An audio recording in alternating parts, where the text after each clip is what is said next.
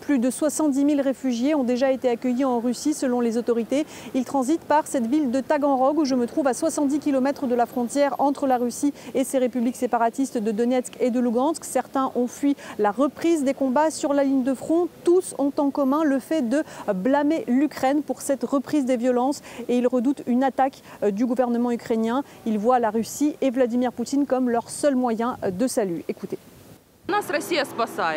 La Russie nous sauve. Je prie Dieu pour que grâce à Vladimir Poutine, les choses se calment, qu'il y ait une solution et que la paix revienne sur nos terres.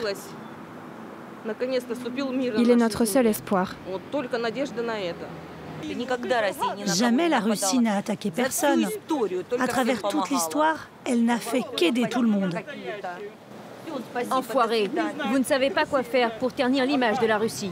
Ces derniers jours, le regain des violences est accompagné par un regain de propagande avec celle des chaînes de télévision russes et des territoires séparatistes suivis par ces populations ayant ressorti la rhétorique de guerre, employant les termes de génocide et de nazi pour qualifier les Ukrainiens qui voudraient, selon cette propagande, lancer un génocide contre les populations russophones d'Ukraine de l'Est acquises à Moscou. Rares sont les gens parmi ces populations qui croient que Vladimir Poutine est responsable de la situation. Pour eux, les seuls responsables, et ce depuis 2014, de cette guerre, de ce conflit, c'est le gouvernement ukrainien soutenu par les États-Unis.